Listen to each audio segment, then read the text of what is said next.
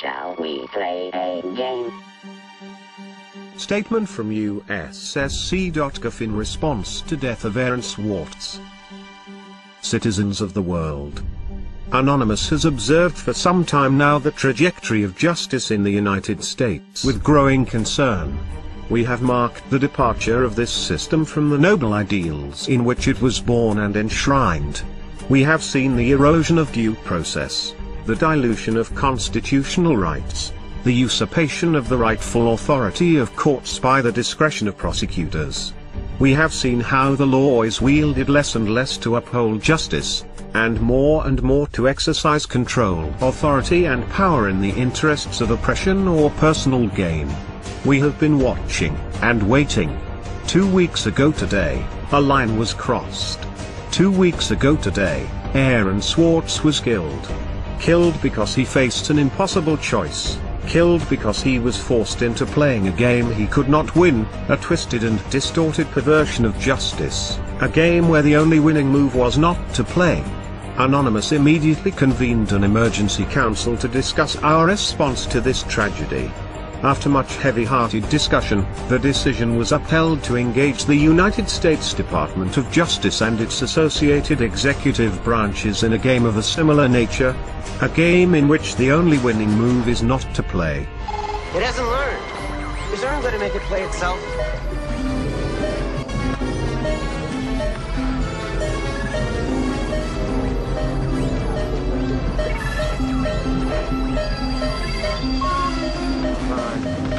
Learn, goddammit.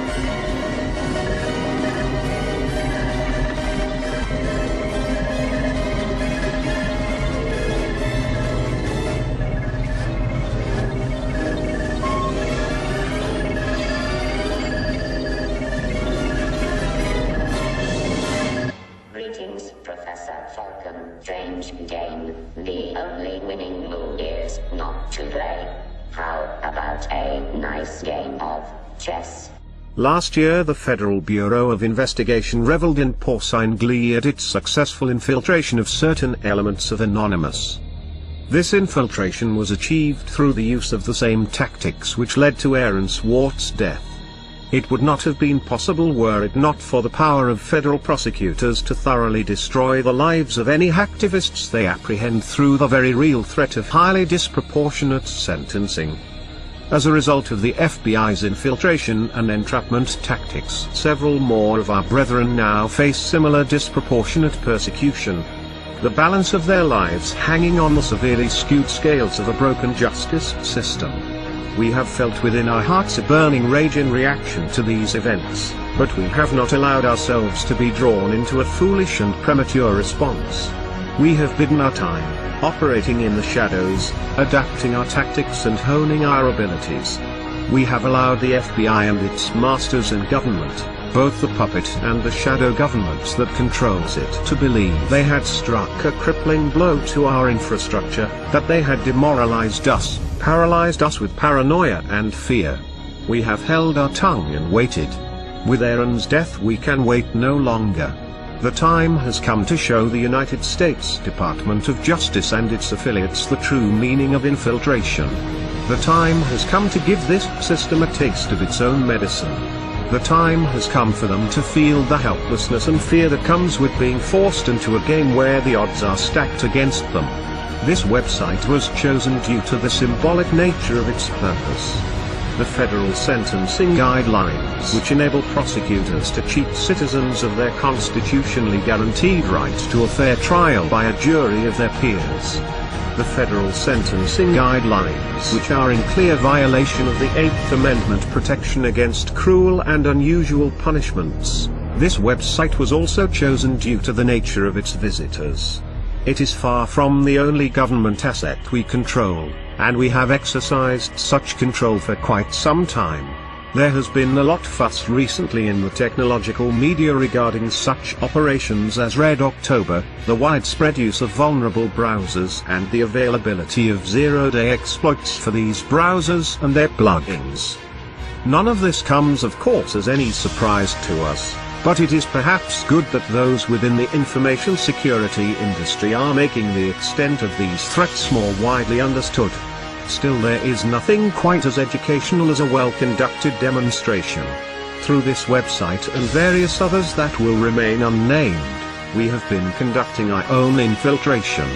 We did not restrict ourselves like the FBI to one high-profile compromise. We are far more ambitious, and far more capable.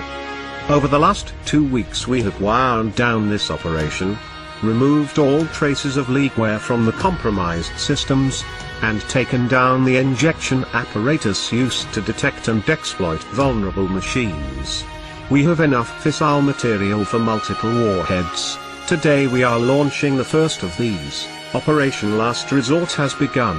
Warhead USDOJ LEA 2013 AEE 256 is primed and armed. It has been quietly distributed to numerous mirrors over the last few days and is available for download from this website now. We encourage all anonymous to syndicate this file as widely as possible.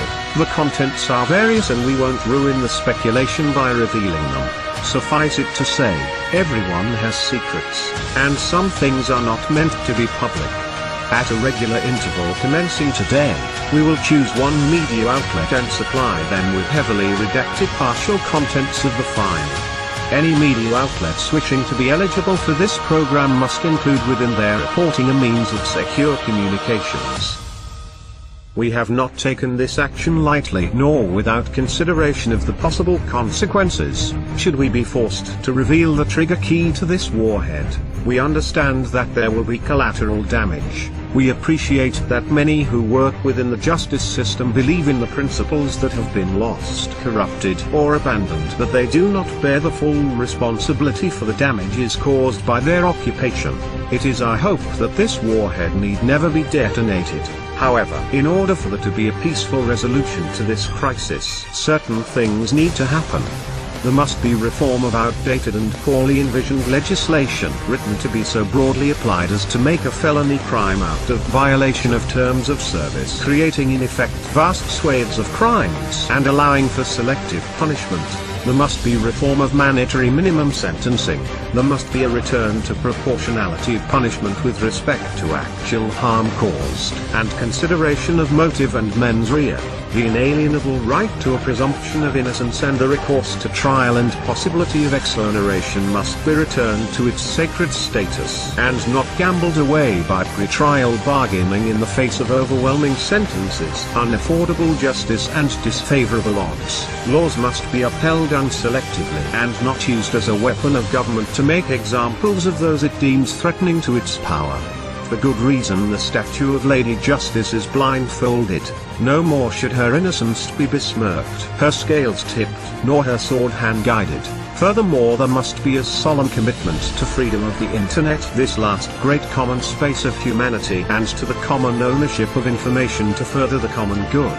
We do not expect to be negotiated with, we do not desire to be negotiated with. We understand that due to the actions we take, we exclude ourselves from the system within which solutions are found. There are others who serve that purpose. People far more respectable than us. People whose voices emerge from the light and not the shadows. These voices are already making clear the reforms that have been necessary for some time and are outright required now. It is these people that the justice system, the government and law enforcement must engage with. Their voices are already ringing strong with a chorus of determined resolution. We demand only that this chorus is not ignored. We demand the government does not make the mistake of hoping that time will dampen its ringing, that they can ride out this wave of determination, that business as usual can continue after a sufficient period of lip service and back-patting. Not this time. This time there will be change, or there will be chaos.